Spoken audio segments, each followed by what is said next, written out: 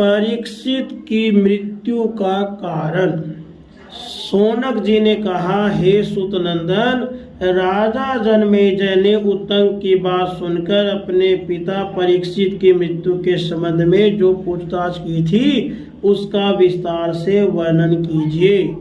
उग्र सर्वा जी ने कहा, राजा जनमेजय ने अपने मंत्रियों से पूछा, मेरे पिता के जीवन में कौन सी घटना घटित हुई थी, उनकी मृत्यु किस प्रकार हुई थी। मैं उनकी मृत्यु का वृत्तांत सुनकर वही करूंगा जिससे जगत का लाभ हो। मंत्रियों ने कहा, महाराज, आपके पिता बड़े धर्मात्मा, उदार और प्रजापालक थे। हम बहुत संक्षेप से उनका चरित्र आपको सुनाते हैं। आपके धर्मज्ञ पिता मूर्तिमान धर्म थे। उन्होंने धर्म के अनुसार अपने कर्तव्य पालन में संलग्न चारों वर्णों की प्रजा की रक्षा की थी। उनका पराक्रम अतुलनीय था। वे सारी पृथ्वी की रक्षा करते थे। न उनका कोई द्वेषी था, न वे किसी से द्वेष करते थे।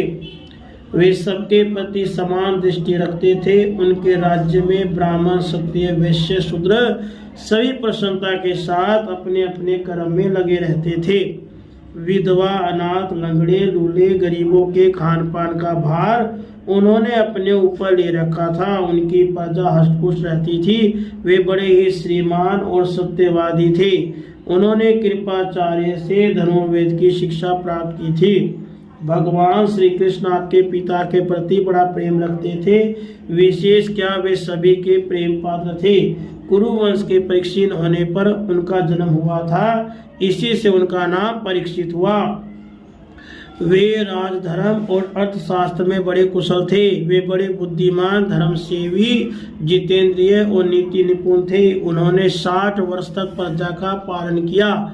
इसके बाद सारी प्रजा को दुखी करके वे परलोक सिधार गए। अब यह राज्य आपको प्राप्त हुआ है। जनमेजय ने कहा, मंत्रियों, आप लोगों ने मेरे प्रश्न का उत्तर तो दिया ही नहीं। हमारे वंश के सभी राजा अपने पूर्वजों के सदाचार को ध्यान रखकर प्रजा के हितैषी और प्रिय होते आए हैं। मैं तो अपने पिता के मृत्यु का कारण जानना चाहता हूँ। मंत्रियों ने कहा, महाराज, आपके प्रजापालक पिता महाराज पांडु की तरह ही शिकार के प्रेमी थे। उन्होंने सारा राज्य कार्य हम लोगों पर छोड़ रखा था। एक बार वे शिकार खेलने के लिए वन में गए हुए थे।